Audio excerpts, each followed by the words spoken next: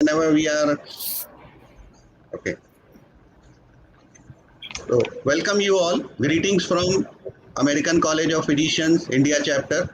Myself Dr ANuj Maheshwari, Governor ACP India chapter, welcomes you all in this very special episodes which is on women's health in this month which we have dedicated for the women's health in the August 2021. This is the second program in this month. The first program we had done in the form of the CME, and this program we are doing on the public platform, in which we always believe that peoples from the public as well as other healthcare workers like pharmacists, nurses should also join, and they should also be benefited this discussion what we are having.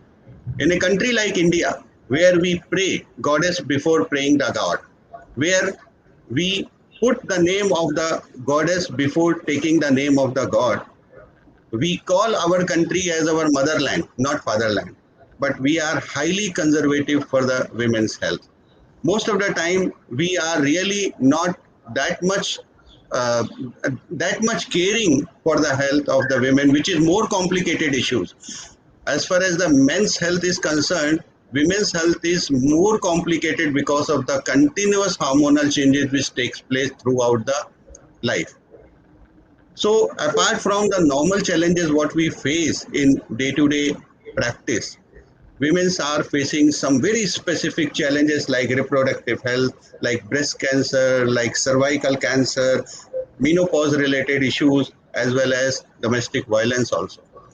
All these issues of the health are very much important, and they are really not being faced by the males. So obviously we need a expertise, a special expertise for face to face all these issues.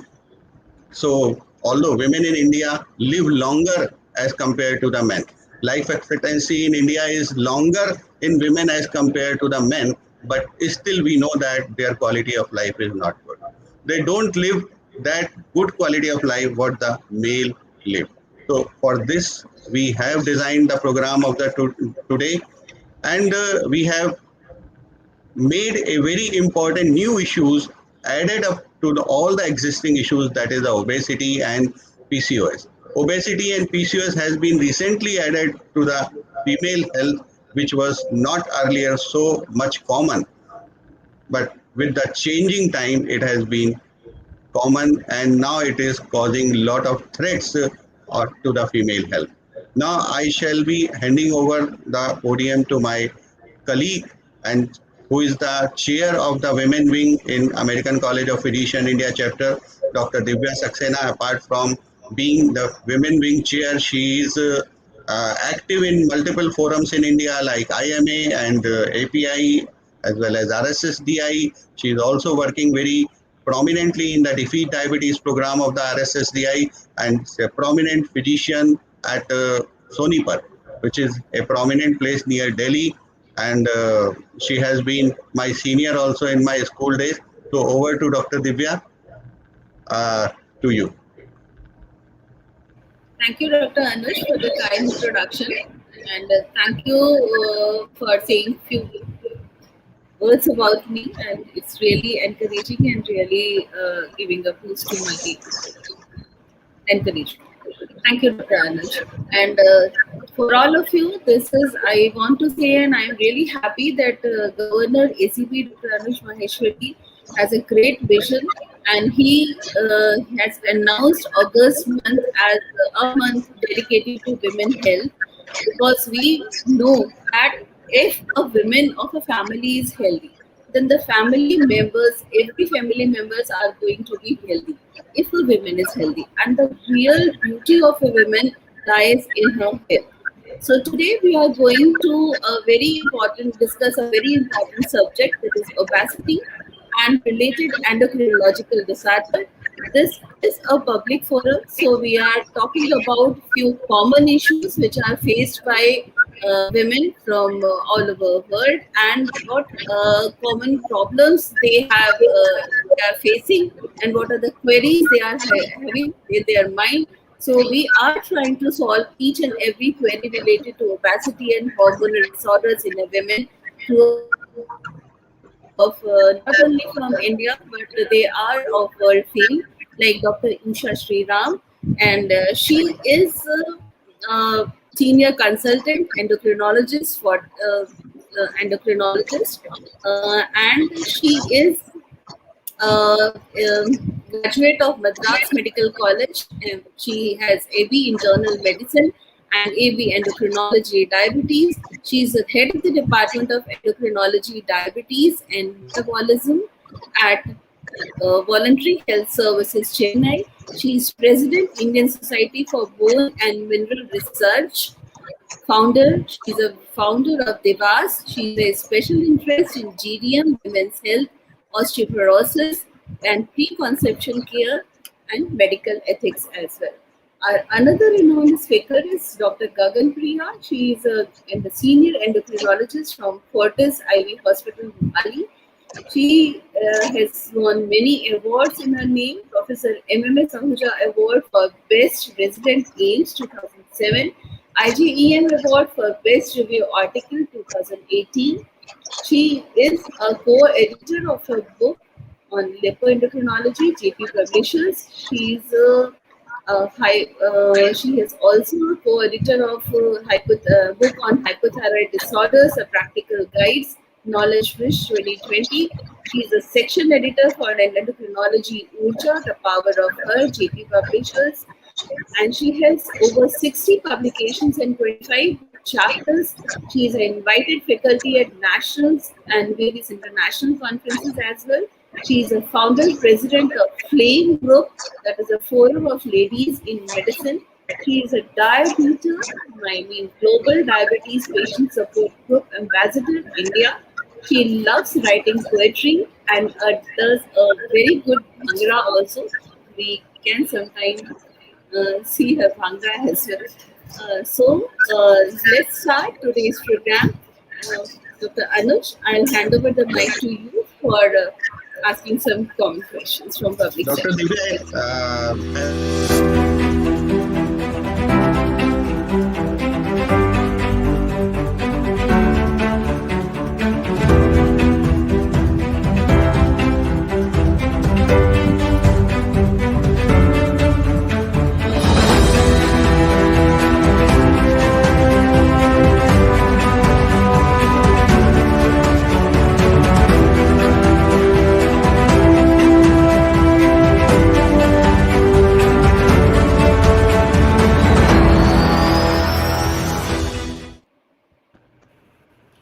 Yeah.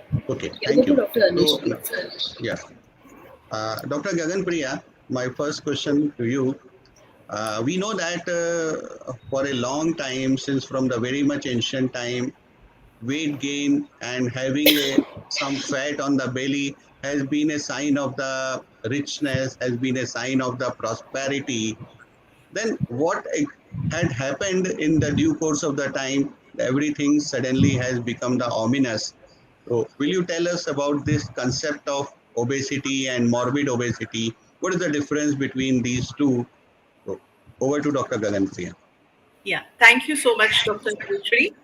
So I think very rightly pointed out that when we go back to a few generations behind, people in India were generally lean built, and there were only an affluent class which was getting overnourished, which was kind of that healthy looking picture. So the general conception in the population, the concept is that these people are healthy because they were the affluent part of the society. So they were people who were, even if you will go back into the history of sugar, sugar was shakkar. In fact, sugar originates from India, and sugar was the food served to gods and used during, festivities. So it was not that many people used to consume food, but they would do it during these festivities or in religious activities. So that is how the concept that these are the people who are well fed, well nourished, and that kind of concept built up. Even when we look at women, during the entire lifetime, a woman would eat the last meal. She would eat after everybody has finished their meal, and a woman was fed during pregnancy, because that concept was there in the population that a woman has to be well nourished during pregnancy so that the baby is healthy. So that was the period when her nutrition was actually optimized. And before that and after that, I think there was a lot of malnutrition happening.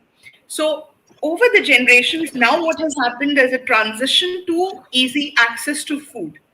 We've also had periods of famine, poverty, which further attacked nutrition from a point of view of global nutrition. But thereafter, when the Green Revolution came in, there was easy availability and easy access to food, and it started becoming cheaper and cheaper, more accessible to people. Now, that is what happened was that we had a genotype which was tuned to a state of calorie environment and now exposed to a calorie rich environment. One transition. The other transition was with now the current westernization of diet, we have food which is more rich in refined carbs, more rich in processed foods like glucose enriched foods, or even corn syrup is being there, fructose rich corn syrups are being added to food, and deep fried foods. So this easy access to a westernized diet has caused a sudden increase in BMI because the kind of genotype we have, this is something called, we call it a thrifty genotype and then later on a thrifty phenotype. We are now living in an era of calorie abundance with genes which were tuned to calorie deficit. So that's what's caused this pandemic of obesity. And we're seeing it happening in India also. Now, what is obesity for a general public to understand? Whenever we define a problem, we take some parameters to measure it. So for diabetes, we use blood glucose as a measure of diabetes. Now, how do we measure obesity? Simply put, obesity is an excess of total body fat. For measuring it from one person to another, what we use is body mass index. Now, weight might vary for a person who's very tall, weight would be different. For a person who's short, the weight would be different. So we cannot use just simple body weight as as an entity to define who is obese, who is not obese. So what we're using is a body mass index. That is height divided by weight. So height in meters.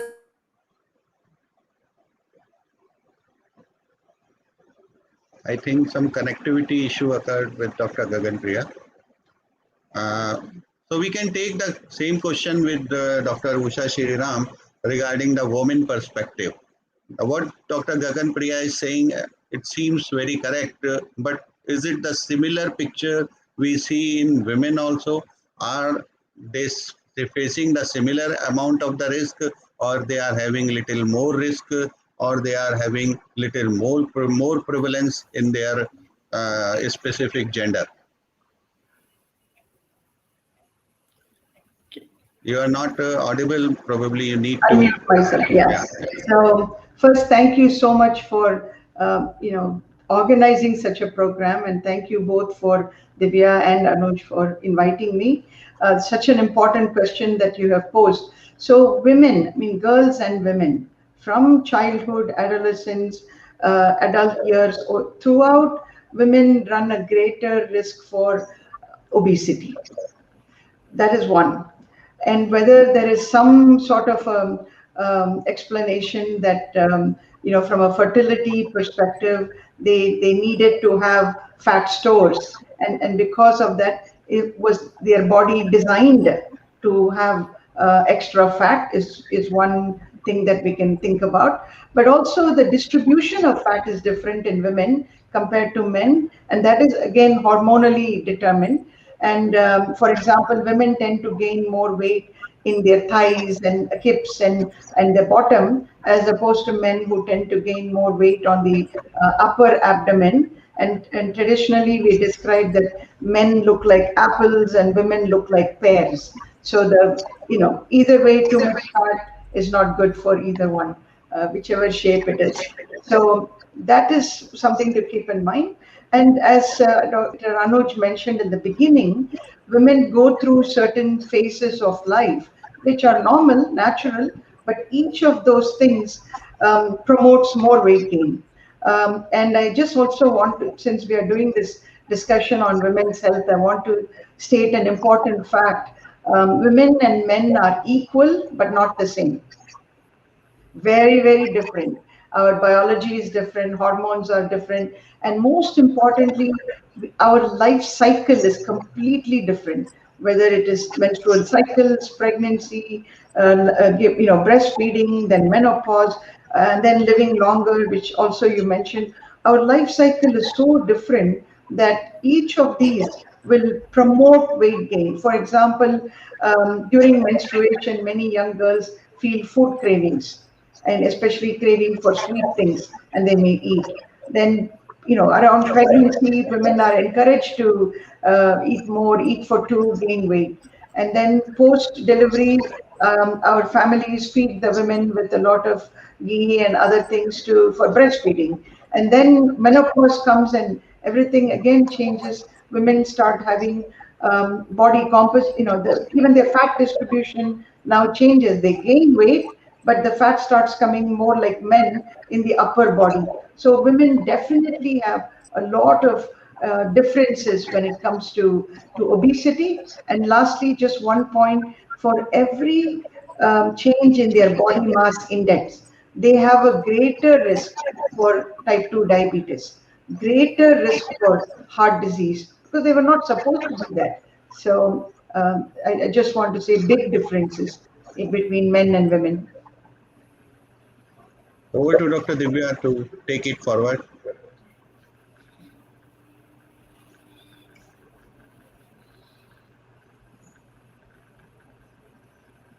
I think you need to unmute yourself.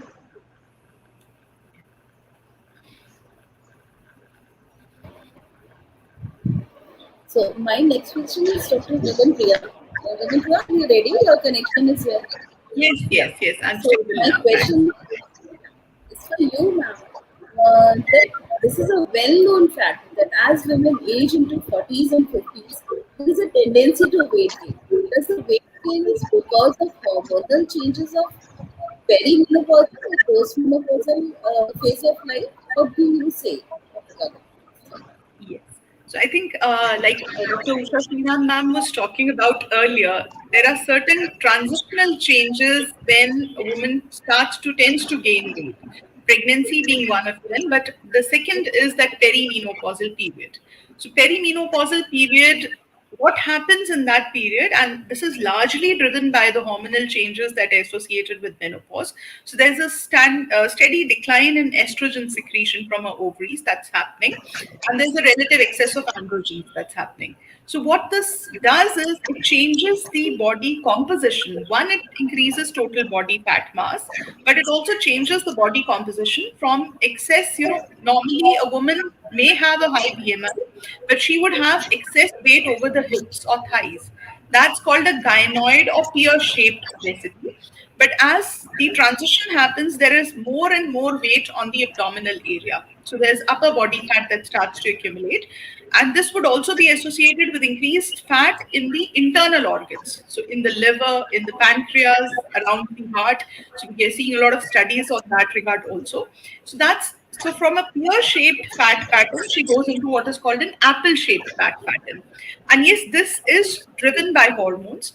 In addition to just the fat mass, I would also highlight that as the perimenopause is progressing and the woman enters menopause and postmenopausal phase, her muscle mass is also declining, and so is her bone mass.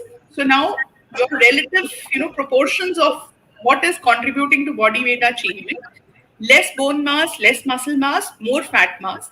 So that also impacts, it's not just that she's gaining weight. It's not, obesity itself is a disease which basically has health impacts. So her risk for diabetes increases, her risk for cardiovascular disease increases, and all other chronic metabolic diseases go with it. So I think, yes, there are hormonal alterations. What can she do in this time? Is it inevitable that this is going to happen? That would be a no.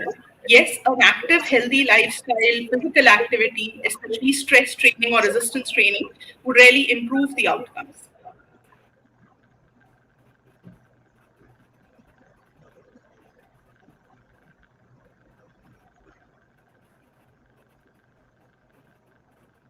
Dr. Divya, you are muted.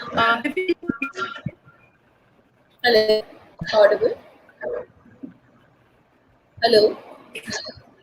Yes, you are audible, Hello. please. Yes.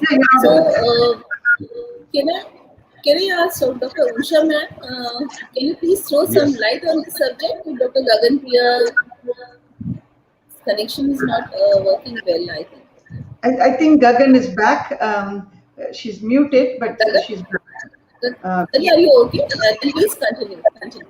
Okay. Yeah. Yeah. So I think I've kind of largely covered this perimenopausal. I would also like to hear what Dr. Sriram ma'am has to talk about it.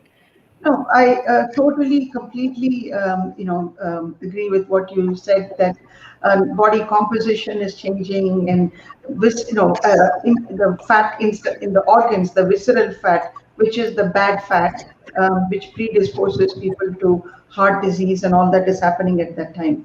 So, as Dr. Gagan Priya pointed out, the muscle mass is going down, bone mass is going down, and the fat mass has gone up, which also has a negative impact on the metabolic rate. So as is around menopause, metabolic rate is slowing. And we also want to, that's why I said in women, life cycle is important. See, the menopause, one big part is hormonal changes, but it's also the time in her life.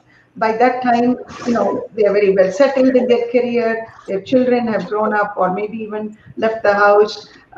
So there is less physical demand on their, on their time, less physical activity maybe.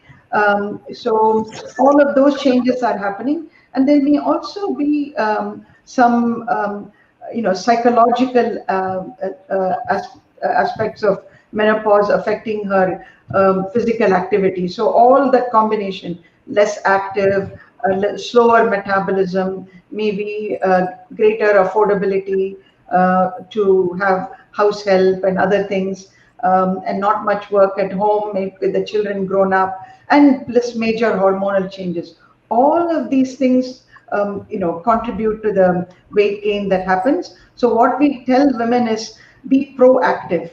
Pretend that you are going to gain a bunch of weight. So become more active, eat more carefully, do other things to improve mental health, and the healthy aging has to start with from the menopause itself. Yes, ma'am. In continuation to the similar thing, it has always been a topic of discussion with some inconclusive results that why women gain weight after childbirth. Is it Huh. so, or if we can really avoid it by doing some taking care of our daily routine or our eating pattern or portion size? Can you please throw some light on this also? Sure. So Usha that's Sriram. an incredibly important question, and especially this week with the Breastfeeding Awareness Week.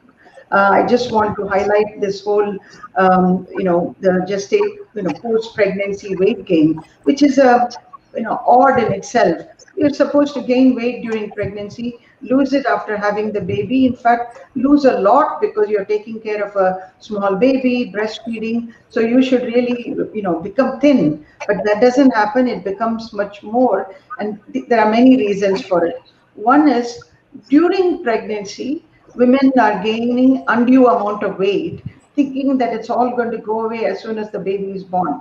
The baby is about 3 kilos, and all the other things, the water, the placenta, the breast, the uterus, you add up everything, it's only about 6 kilos or 7 kilos. That's all the other weight that women gain is just pure fat, and it's not going away anywhere till we work it off. That's one. So the more we gain during pregnancy, the more difficult it is going to be to shed the weight after delivery. Then as soon as the baby is born, at least in our Indian custom, is we go off to our mom's place. And the mother, poor thing, takes good care of the baby, lets her daughter sleep and eat well. And also this myth that you have to eat and eat rich foods to produce rich breast milk. And so far from the truth. We only need good hydration to eat normally, probably just about 300-400 calories more for the breast milk production. Instead, people are overfed. So all this is stemming from many decades ago when women were in their early teens or mid-teens or late teens when they had their babies. They were in poor health. the health system was also not so well developed. So a lot of women lost their lives and lost their babies during childbirth. So they had to be fattened up. That is not true anymore. So we really have to make sure that women gain only the right amount of weight, and when they go home and they come back for their postpartum checkup in 6 weeks, the OBGYN has to be strict with them about their weight gain. And also the mother and grandmother of this girl and mother-in-law maybe have to be taught about the ill effects of this postpartum weight gain. So not only this weight gain happens then, this weight stays on till their next pregnancy. So they're starting the next one with a greater amount of weight, and then they gain more weight. This is the real reason why women gain so much weight, and not that we are eating like gluttons or anything like that. It's just these old traditions have been carried forward, and it's hurting women. And I just will say something in Tamil. There is a Tamil magazine on which the cover was Aishwarya Rai, and the headline was Kurandai Pirapukku Pin, meaning after delivery, Amma is Amma, mother, Gundamma means fat woman. Amma Gundamma Avadu Ain. That means, why do women become fat? Was the headline story with the picture of someone strikingly beautiful like Aishwarya Rai, because she gained a lot of weight postpartum. So we should not body shame women, but I think they should be empowered with the knowledge that this is not good for them. So. Yeah, yeah, Thank you. yes, ma'am. Very truly said. But yeah, another factor is that after childbirth, one of the most common contributing factor is that women used to eat their child's left breast and spending more time in sedentary activities that way. And according to some religious beliefs also, that female has to rest for at least for 40 days, and they had to take high calorie food, and that too fatty food. And these two factors are also really contributing in postpartum gain of weight. Now over to Anuj for Dr. Anuj for next set of questions. Yeah. Thank you, Divya ma'am. Dr. Gagan Priya has very rightly pointed out by Dr. Usha Sriram that the last week was the breastfeeding week, and we must promote the breastfeeding not only for the maternal health but also for the health of the forthcoming child. Mostly we know that it is good for the forthcoming child, but very rarely we know that it is good for the maternal health also. Many of the mothers also do not find it is good for their own health. So does it really benefit to shed off the extra gain what they have done in their pregnancy? Yes, so there is quite a few studies done with that. One thing we have to remember is that women who are obese during pregnancy, so BMI more than 30, they might have difficulty in lactation after delivery. So initiation of lactation, they might have a shorter duration of lactation. So to promote that, both things are required. Continuation of breast milk, it helps with her weight management also. It also helps with an emotional bonding with the child and a psychological well-being of mother as well. So she's not going to, stress and binge snacking would be much less. She's going to be much more conscious of her own well-being as well. So yes, it does help for mother as well. There are some studies in that area. Uh, and one another aspect, like you said, there is the child's health. There are enough studies, in fact, stronger studies, that children who are breastfed exclusively for first 6 months, they are metabolically much healthy later on. And this is in continuation of what we call as the 1,000-day hypothesis. I'll just extend what Dr. Sriram ma'am had earlier talked about, that during pregnancy, optimal weight gain, optimal metabolic environment of the mother, so glucose levels are good, weight gain is not too much, that does, in a way, program the child's genetic makeup in a way to give the offspring a better metabolic health. In that continuation, exclusive breastfeeding is also helpful. And exclusive breastfeeding would mean that we're not adding sugars to the child's diet at an early age. We're also avoiding added sugars. Again, most pediatric societies now recommend that added sugars should not be there till at least 2 years of age. You should avoid adding refined carbohydrates to the diet of the child. So breastfeeding has multiple benefits for both mother and child, and we should really promote that. Yeah, thank you. Dr. Usha, how does obesity impacts on the reproductive system of a women?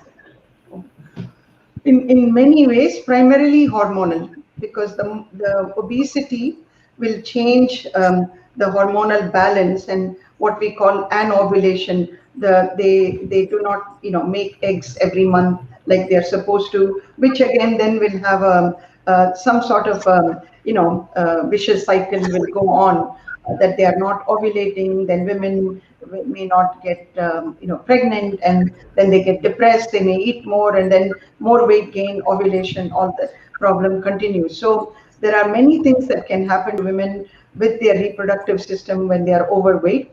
In young girls, they can get puberty early. Overweight girls can attain puberty early. So that is something to keep in mind. The second thing that can happen is in the first few years of their after they've started getting their periods, girls can have a lot of irregularities with their cycles, may not get their periods at all. And if they have a genetic predisposition to polycystic ovary syndrome, that is going to be amplified and augmented by the weight gain. And then, really, the most important thing, which, and I'm so glad Gagan brought it up, the mother's weight before she becomes pregnant is so critically important, because not only has it been linked with gestational diabetes, gestational high blood pressure, they're now talking about link to autism in the baby. They're talking about, linking mother's weight to the size of the baby that is born. Even more than high sugar in the mother's weight, during pregnancy when अरे before इनको she gets समझा दो पीछे से ना जाए. yeah, it becomes very, very important to make sure the young woman is in of the right weight before she enters her pregnancy, and then what she gains throughout her pregnancy becomes important. So it has multiple impact on the reproductive health. Last, but I think very important is obesity in women increases their risk of cancers of the reproductive organs.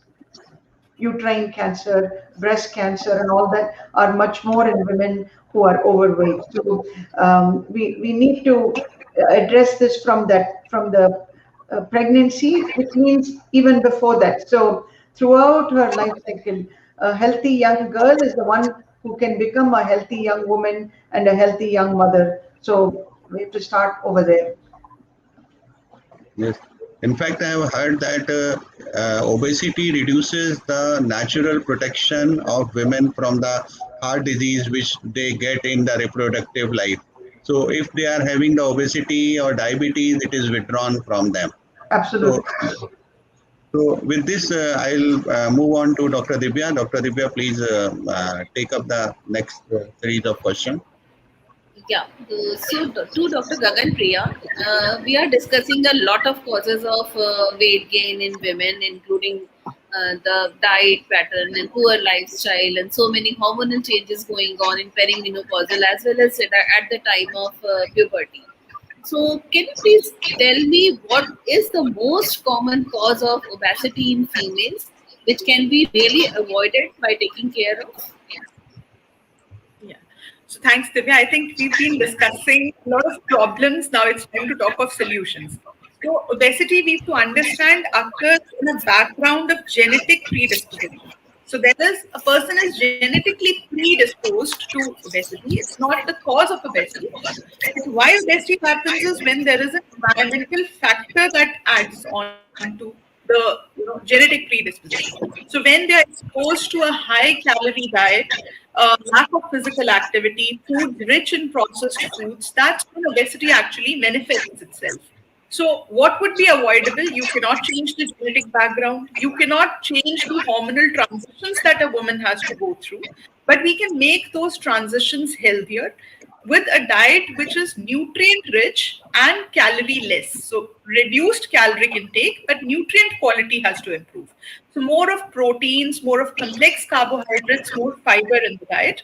And at the same time, we have to ensure micronutrient sufficiency. So there should be adequate vitamin D either through sunlight or through food. And there should be adequate vitamin B12 for women. Iron and folate is a very important part of their overall health also. So that has to be adequate. And physical activity. We're also transitioning through a time where physical activity in household chores has become almost minimal. So it's easier to hire maids. Things can be done through devices which we can mop through a standing mop also now. So that transition has to be there through lifestyle modification. I would also add the importance of sleep quality here. That has to be good, and stress management. Women have a nature to nurture, but they don't nurture themselves. That transition should improve. Yeah, very truly said, Dr. Gagan Priya, that we all should remember that obesity does not happen overnight. It develops gradually over time as a result of poor diet and your poor lifestyle choices. So you have to take care and you have to be consistent enough in regulating your diet and developing good habits like having a proper sleep, proper rest also, and daily exercises also. And you should avoid certain things like over drinking of alcohol. Even smoking can play a major role in developing so many risk factors also, and even in developing obesity as well. Though we cannot change genetic reasons or hormonal changes to a mushroom, but we can definitely change our diet pattern and lifestyle. So my next question is to Dr. Ma'am, that what hormonal imbalances cause weight gain? Is there any specific hormone responsible for weight gain in females? And what are the signs of hormonal imbalances in women you can notice? Over to you, ma'am.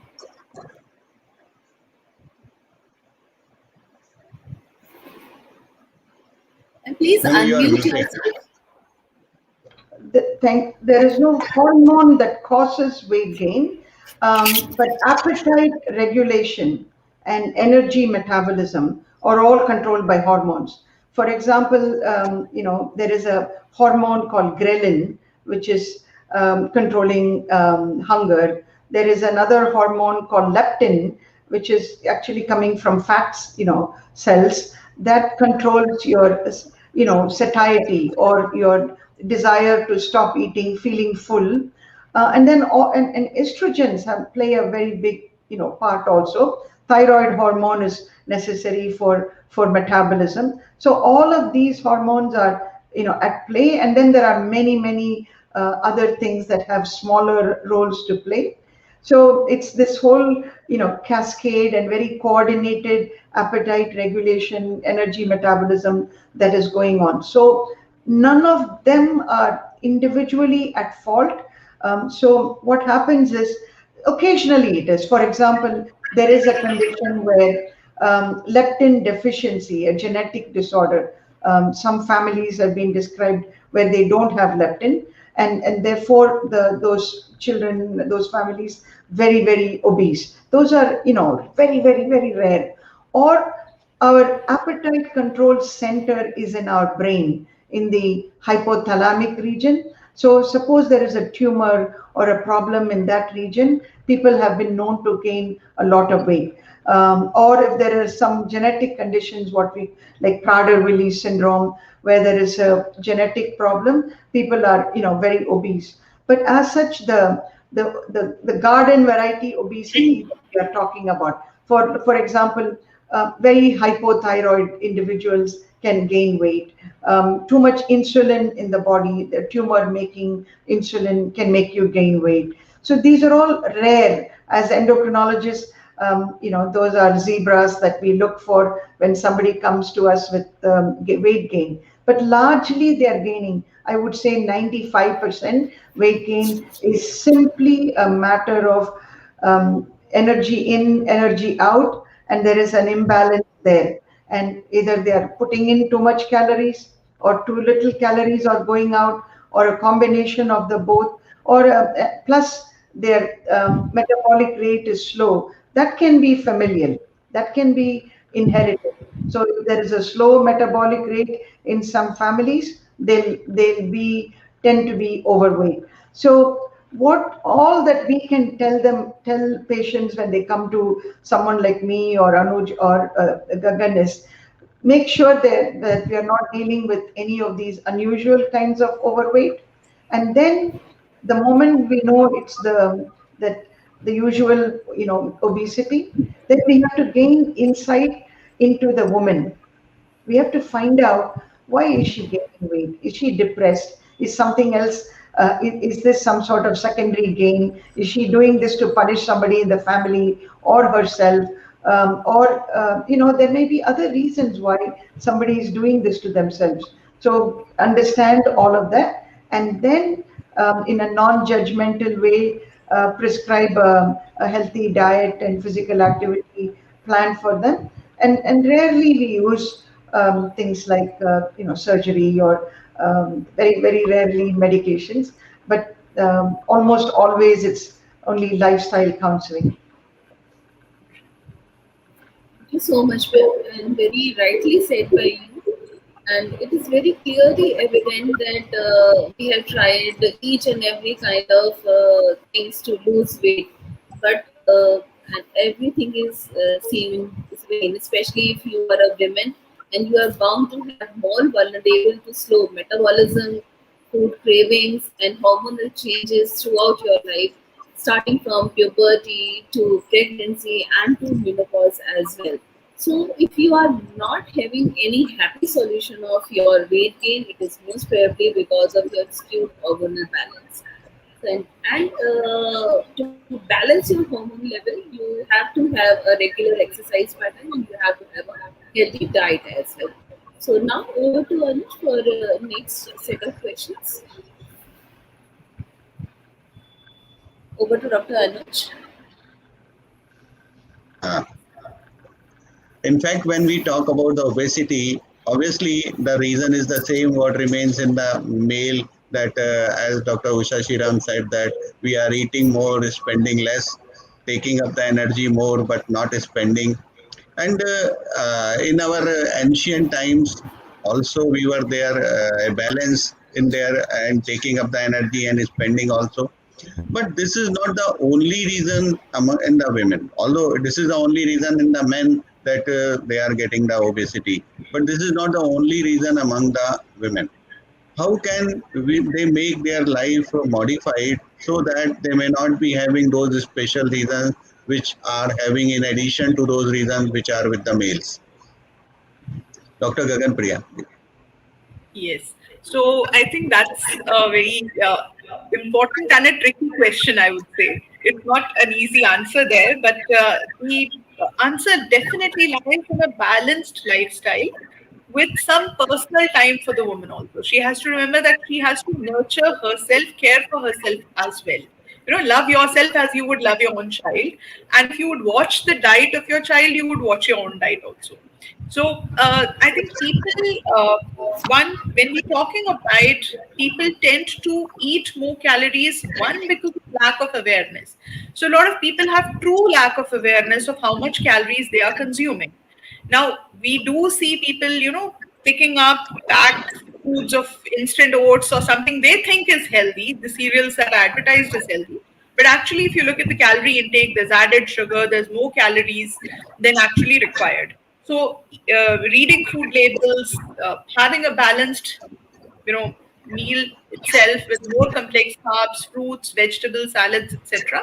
That would be important. Adequate protein. At the same time, exercise, I think we've stressed again and again. That's very important for to make the transition adequate. And sleep patterns, stress management is an important time for the woman herself. Like, I think more than men, studies have repeatedly shown that women are much more likely to stress, and stress eating is likely to increase their weight gain, especially during these hormonal changes also. So during pregnancy, during postpartum period, during perimenopausal period, as Dr. Sriram had earlier pointed out, women have a lot of psychological changes. So they might snack more, they might eat hidden calories. These informed, and I think as to the general public also that message has to go by and large. Certain signs they can watch out that maybe there is a hormonal imbalance that requires to be addressed.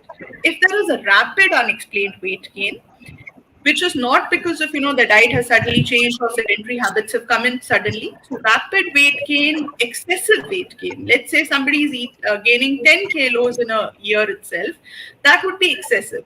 Normal simple obesity people tend to gain 2, 3, 4 kilos in a year. That's the gradual speed of increase. Then, if women are having menstrual disturbances when they are in the reproductive age group, so if they're having late cycles, early cycles, we might think of maybe she's developing a polycystic ovary syndrome kind of a phenotype.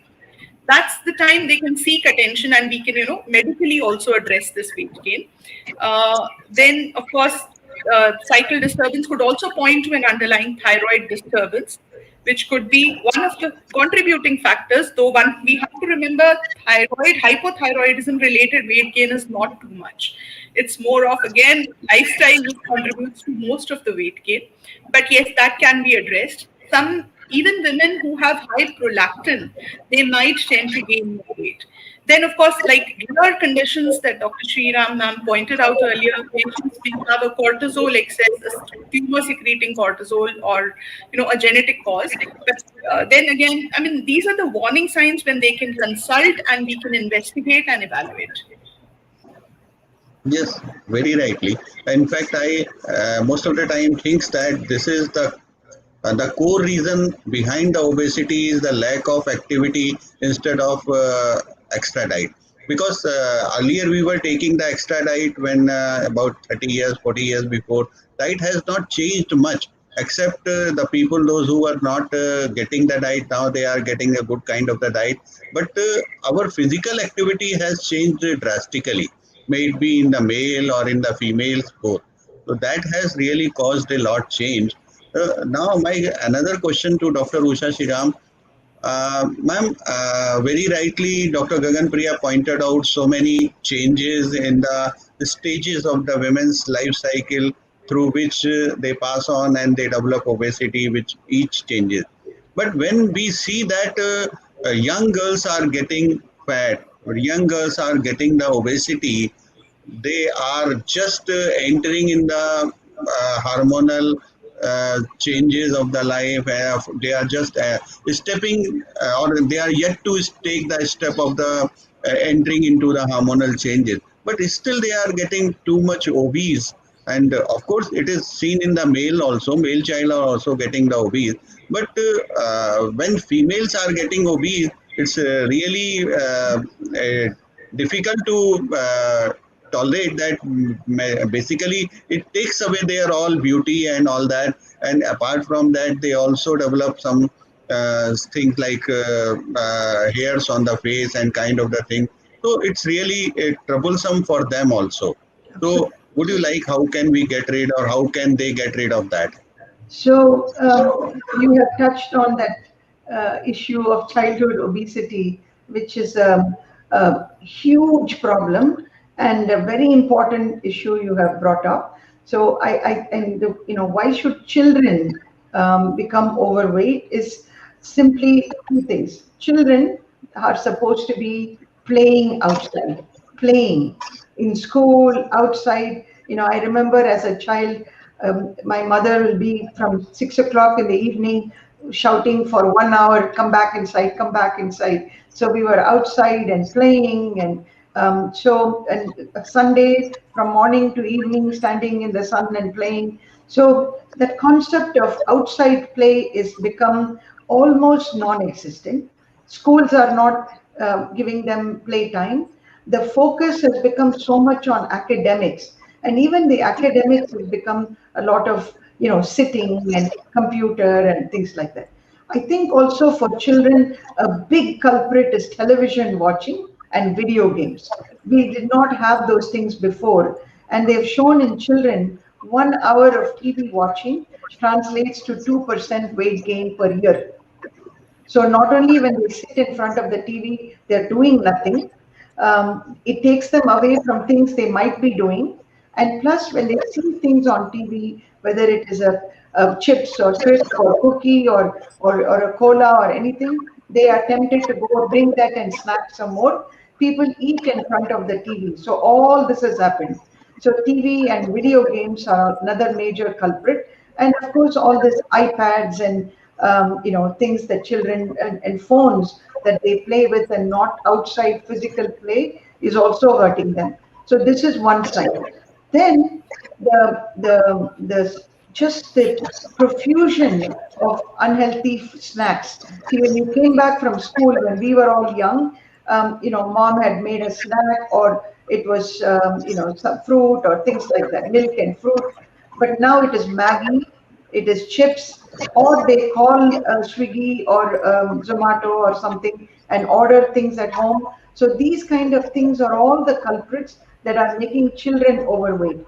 So when you tell a child that one bag of chips, a small packet of chips, has about 150 calories and is equal to consuming 3 idlis, then only if the my parents are shocked that this could be the reason why this is happening. So and of course all the sweet stuff and bakery things and puffs and samosas, everything has become, as Gagan started in the beginning, there is so much of food available, and it is inexpensive, and all it's they're just a phone call away. So that is hurting the children. And even before that, even young babies, 1 year olds and 2 year olds and 3 year olds are obese because parents are giving them juices and foods that are should not be given to them in a in an attempt to make them plump, and also conventionally, culturally, socially, if the baby is chubby, they like that. So and moms are blamed when their babies are not roly poly and chubby. So many mothers do all these things to chubby them up. So it starts from there. Maternal weight gain during pregnancy, overfeeding in the first 2 years, and then in childhood, all this weight gain, which is not just in addition to body image issues and things like that. It's also causing type 2 diabetes in children. It's causing high blood pressure in children. It's causing, bowing of the legs, psychosocial issues.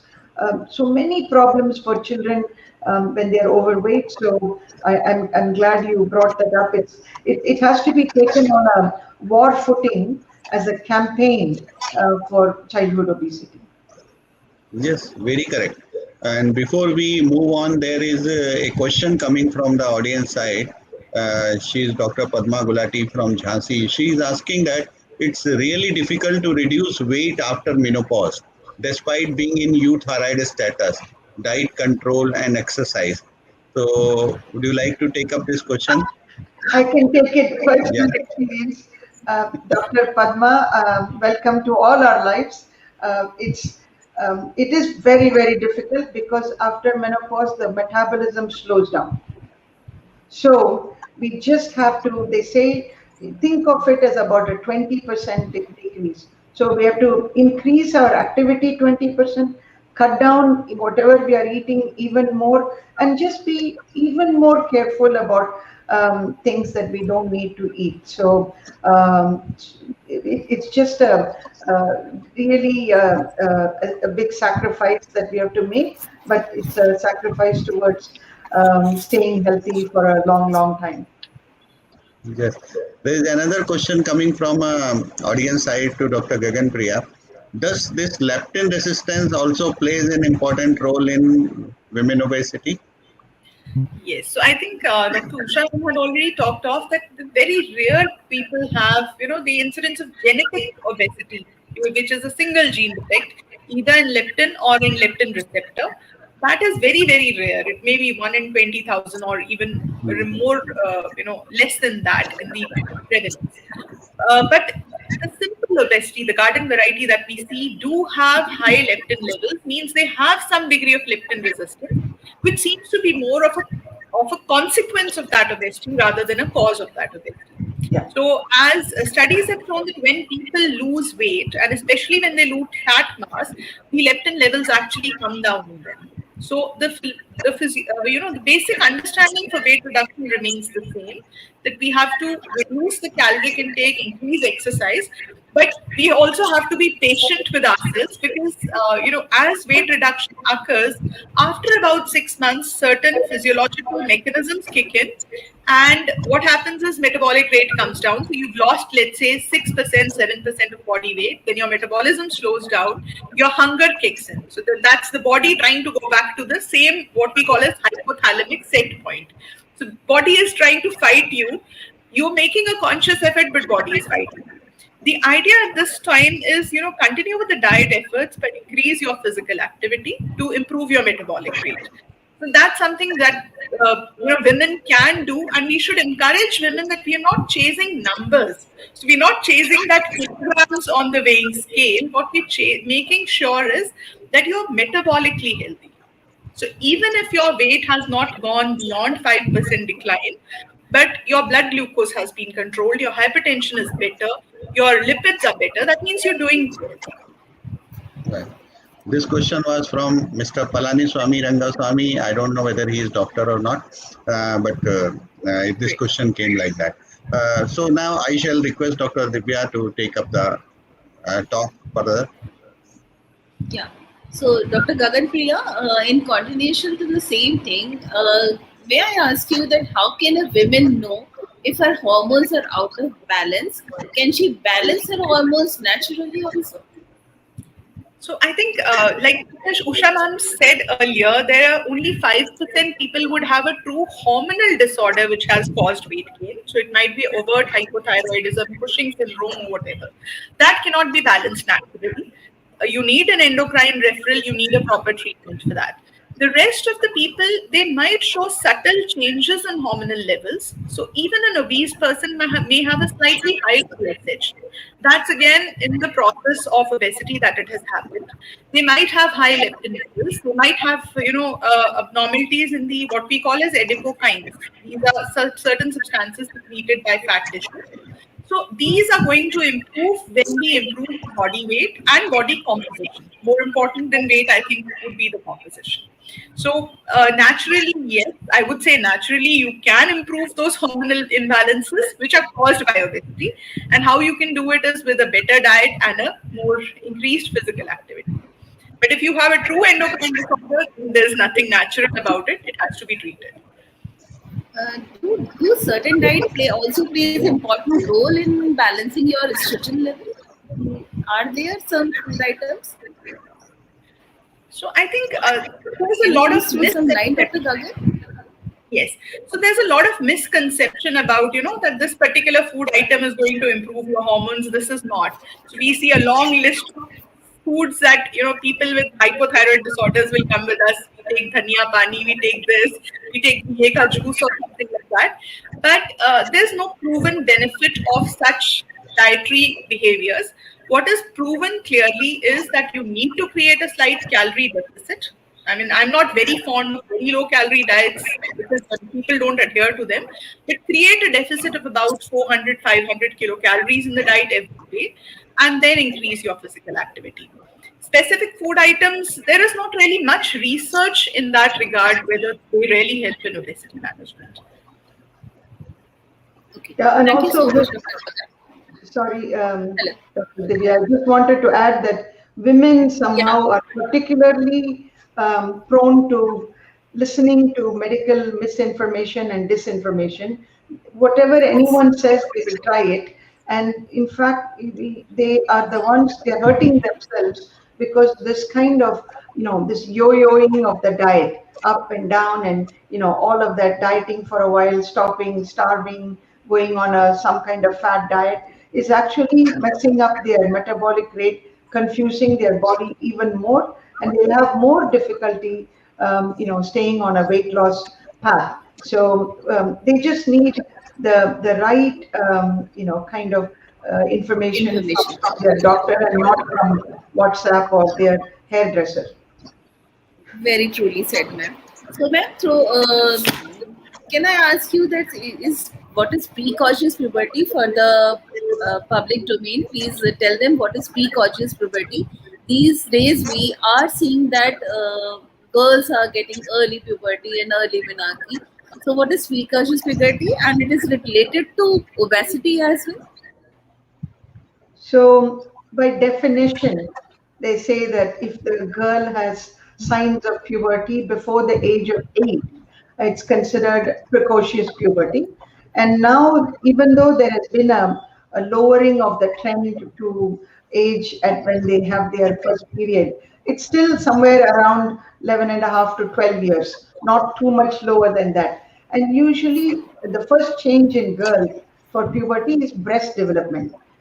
Then there will be hair in the pubic region, and then they have a slight spurt, and then they may have hair under their arm, and finally all of this will culminate in them getting their first periods. Okay, and usually for another year or year and a half, they'll continue to grow taller. Their body will grow, and so by the time they are for 13 or 14, they usually have all the changes.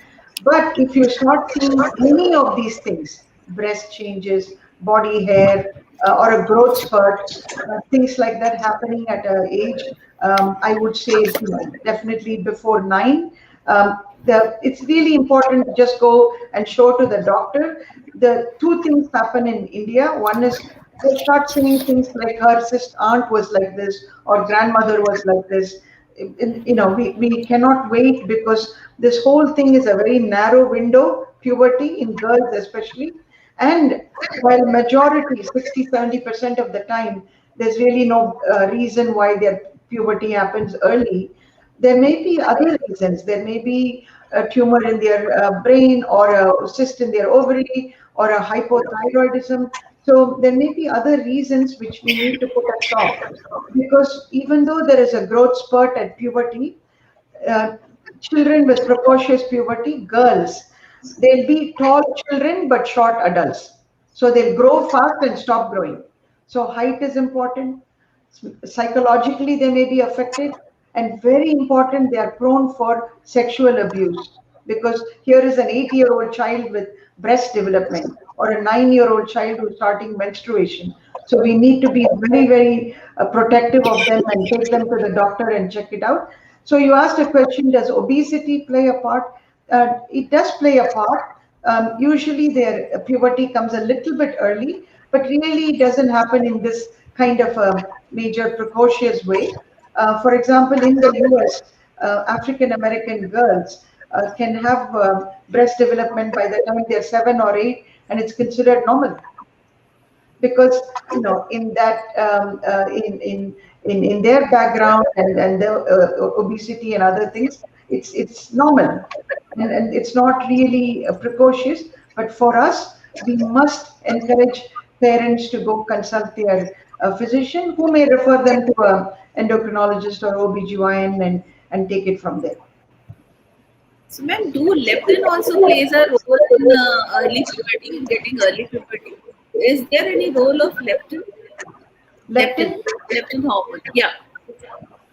So we need a certain critical fat mass for for girls for their puberty to initiate and for them to have menarche. So it's usually the problem is girls who are too thin and don't have fat, they'll have a delay in puberty. And girls who are overweight tend to have a little bit of advancement of the age of puberty in terms of it may come just a little sooner, and that's what happens. But it's not really partly maybe leptin driven, but there are also other hormones at play in this. Yes, rightly said, ma'am. Do leptin does not trigger puberty on its own, but the girls, there are evidences that the girls who are having high leptin levels, they are overweight and they do have early puberty as well. Yeah. So, now over to Dr. Anuj for the further questions. Thank you. As we were discussing when this program was started, that now we are relating everything with the COVID-19. Now we are trying to find the solution of COVID-19 from everything what we are having around. In the same way, in the population, there is a concept, or people are just used to find the solution in yoga and meditation for many problems. So my question is to Dr. Gagan Priya, how much is right or is correct if they try to find these problems what we are discussing today, obesity and its related endocrinological orders, if the people try to find their solution in yoga and meditation? So I think an important point you brought up there. So there are two components to this. I'll divide it into two components. One is physical activity, and one is stress management, or training to positive coping skills, stress reduction, and all.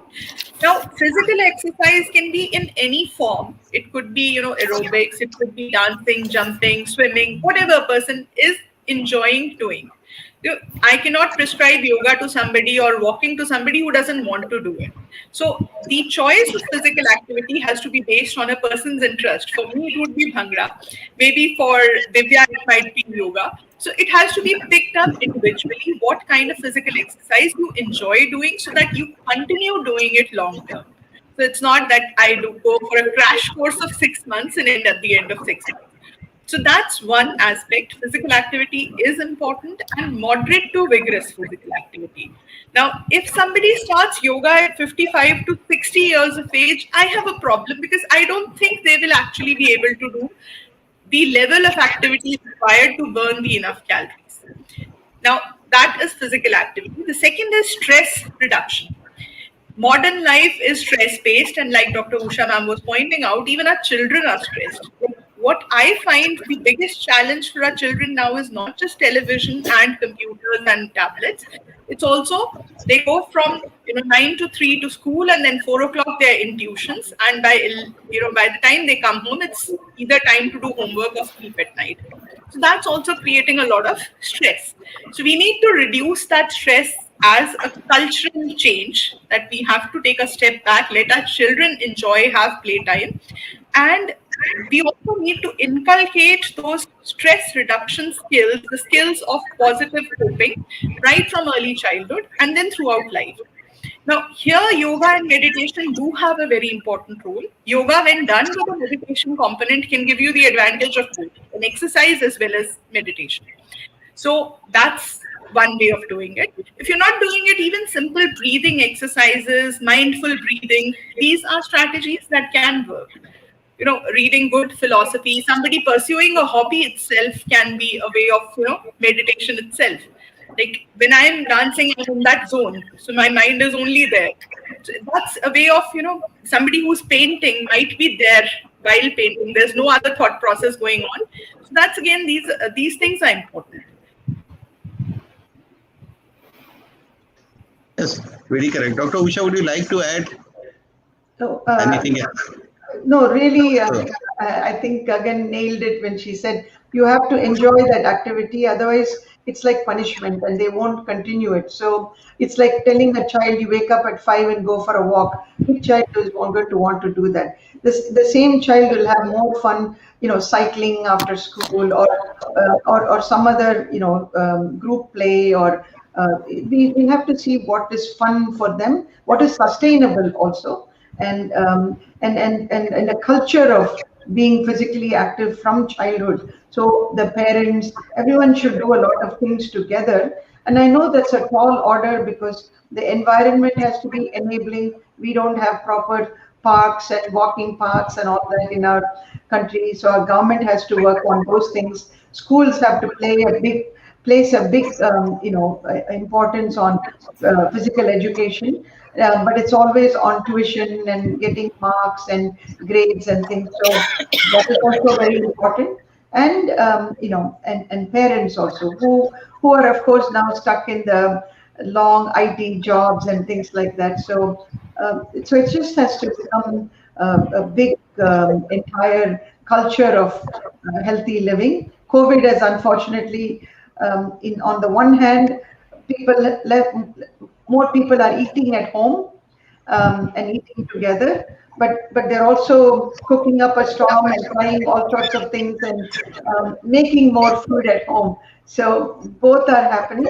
We just have to make sure. But COVID has also presented us, Anuj, with a great opportunity for public education, because when the moment you tell patients that obesity, diabetes and in women, PCOS, high blood pressure, all of them are risk factors for poor outcomes.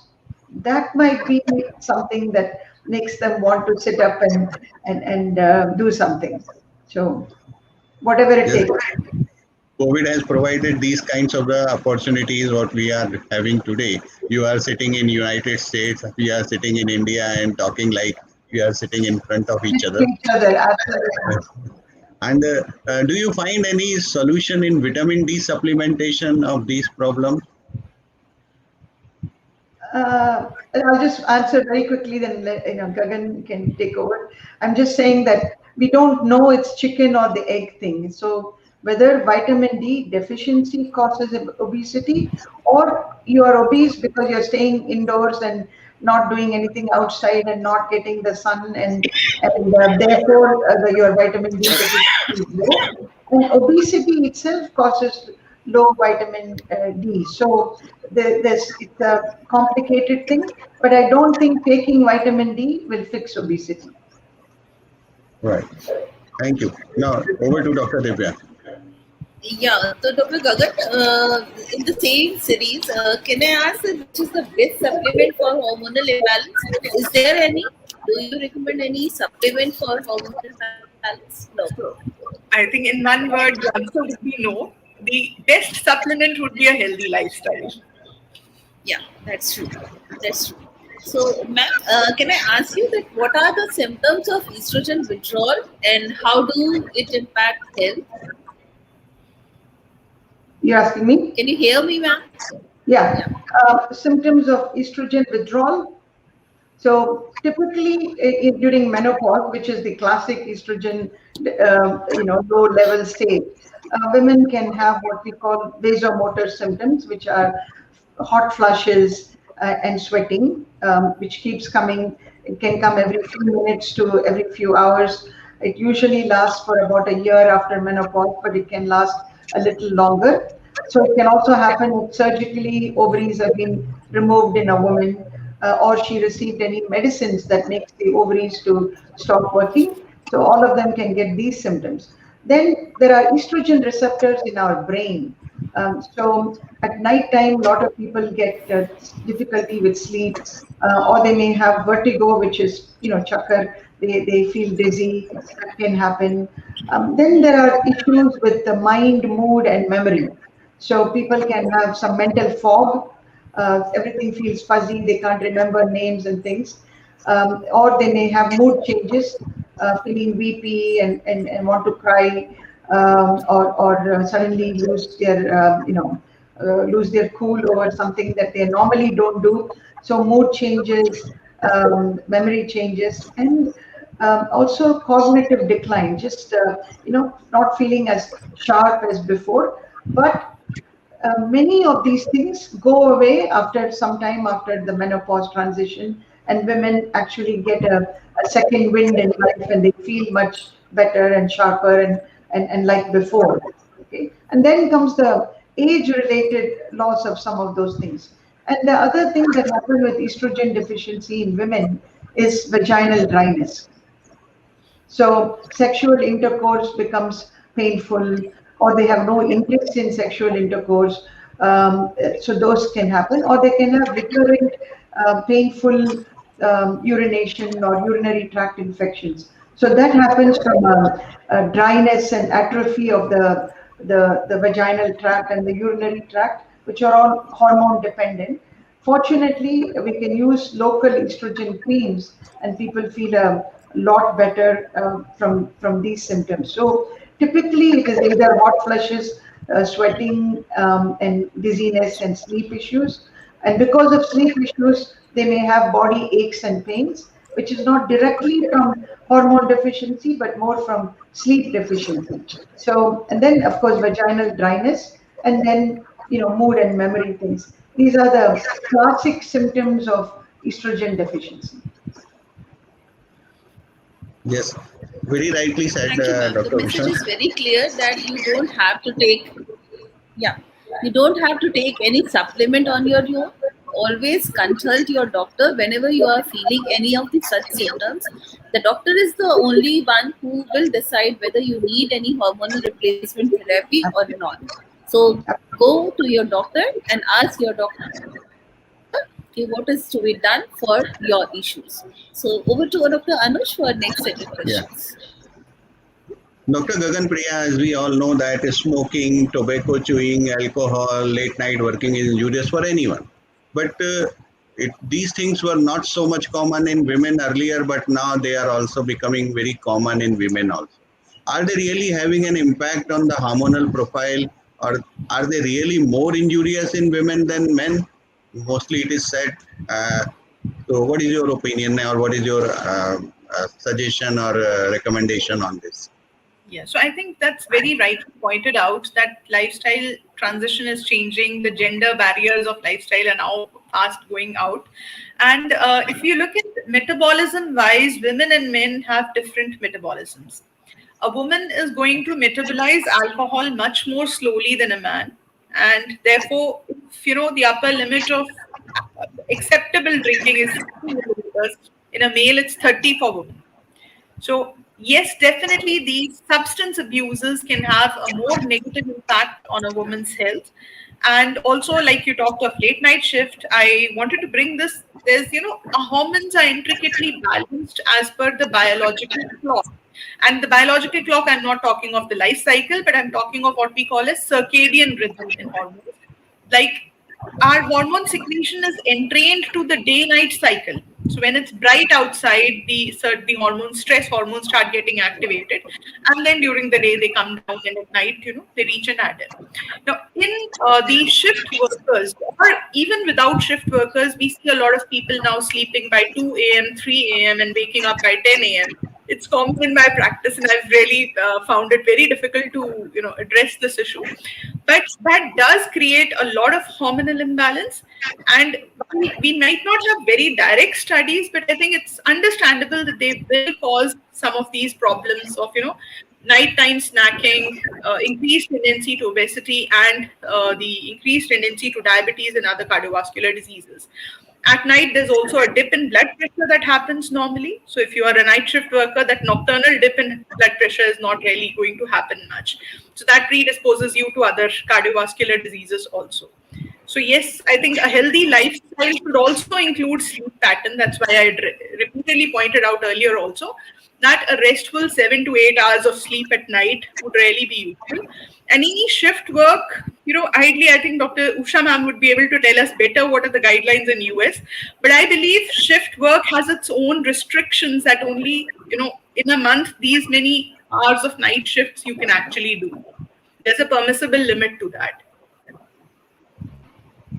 Yes, very correct. Next question is to Dr. Usha.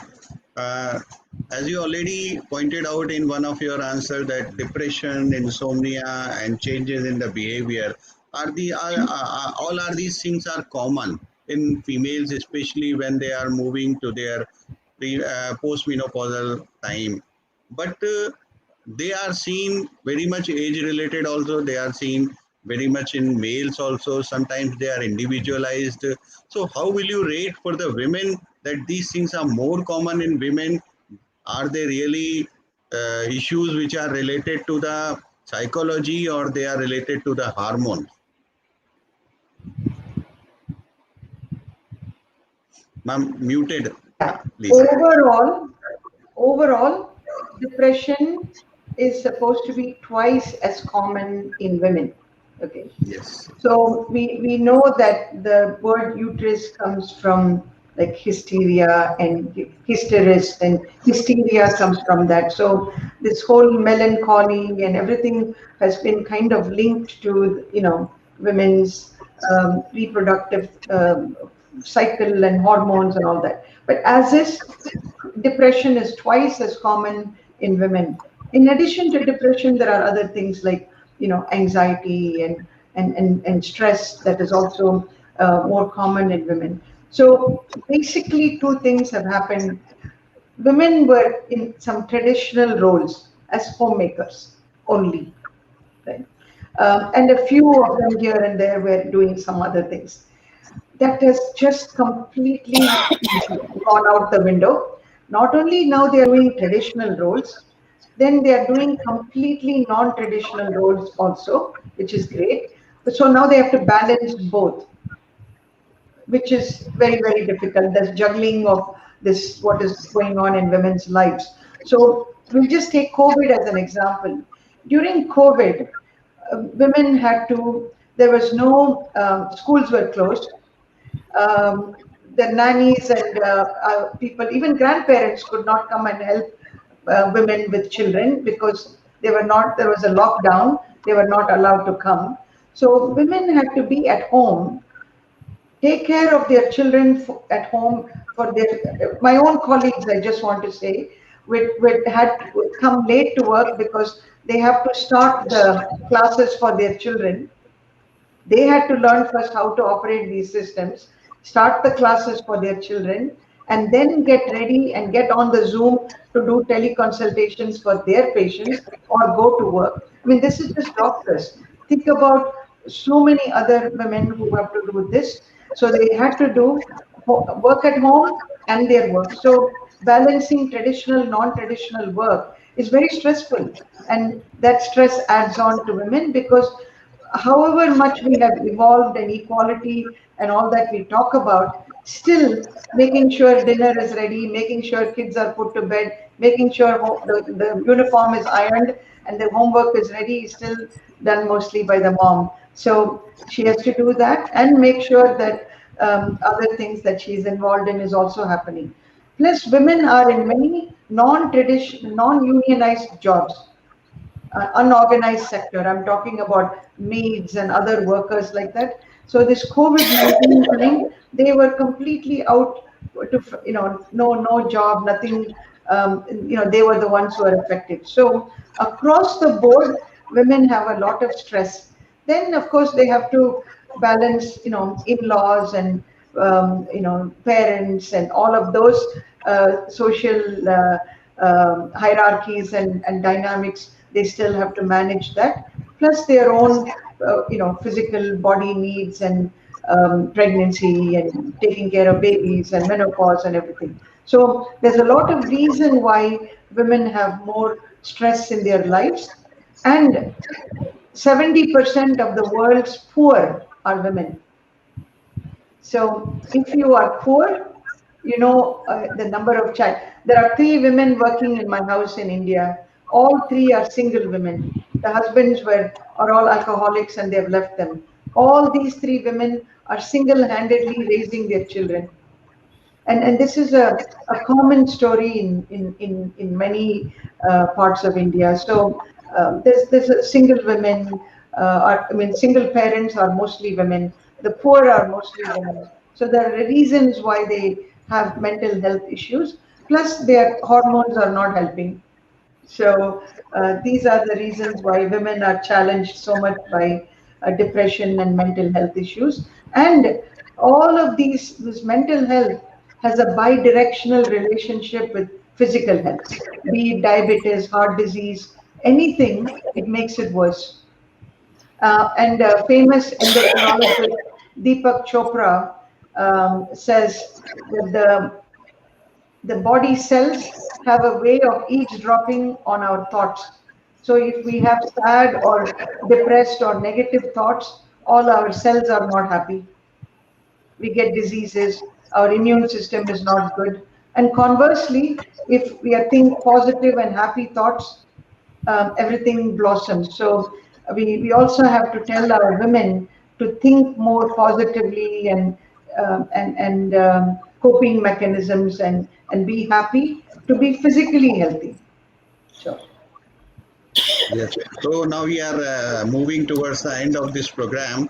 And in the end, I will request my both panelists very with one of my submission that we have really enjoyed this program a lot. What you told us, and it was really awesome information, awesome ideas. What we really found from both of you, and Dr. Divya Saxena has really done the wonderful job in associated, and she has been given all her inputs to this program. in organizing and making it successful. So before we finally move from here, we take the farewell. I will ask both of you to say two line mantras for the healthy and happy livings for the women. Would like to start with Dr. Gagan Priya and then to Dr. Usha Sriram. Yeah, thank you so much. I think we enjoyed the session equally. So thanks, Dr. Maheshwari and Dr. Divya, for having us here. So I think what we've learned over the course of 1.5 hour, and I've also learned this, that women need to start taking care of themselves and loving themselves, self-compassion. So I'll just conclude with, one of my famous celebrity women, which I really love, that is Michelle Obama. So what she says is communities and countries, and ultimately the world, are only as strong as the health of their women. And that's important because it's not just the health of the woman, it's also of the next generations to come that's being set up. So I'll leave it here. So thank you, Dr. Anuj and Divya, for an amazing session, and Gagan for all your great insights. And I just want to say that women are such a strong force and gatekeepers of the family's health. So, and they're also great change agents. So one of the things that can happen every time we empower a woman, educate a woman, is it goes to her family and it gets to the community. So there is a huge ripple effect every time we take care of women. So we have to start with the woman. And this, I think, is a great initiative on your part to educate the families and educate the women. And nothing is actually not possible, by women. Absolutely, everything is possible. So if we keep on this track, we may not be discussing any gender inequalities very soon. Yes, yes, of course, it is right. Now I'll request Dr. Divya to place officially vote of thanks and tell our attendees about the next program of this ACP India Live, as well as the CME what we have planned about 2 days after. So over to Dr. Divya. Thank you so much, first of all, to our both of the learned speakers who have really made this program very successful and very fruitful. I hope all of the audiences who are attending this program and all our women colleagues who are attending this program, they have got a lot of information from this and they can spread the message to the common public as well. And thank you once again, Dr. Anuj Maheshwari, the Governor, ACP India chapter, for taking this initiative, and that will go a long way. Thank you so much once again, all the speakers, all the audience, and all the participants. Thank you so much. And the next program of ACP India Live will be on 23rd August, covering another subject of women's health, that is mental health for a multitasking women, including both women doctors and all women. So you all are invited to join us, and do inform your colleagues, your family, women members also to join us for next Facebook Live program on 23rd August at the same time. Thank you so much and good night all of you. Thank you. Good.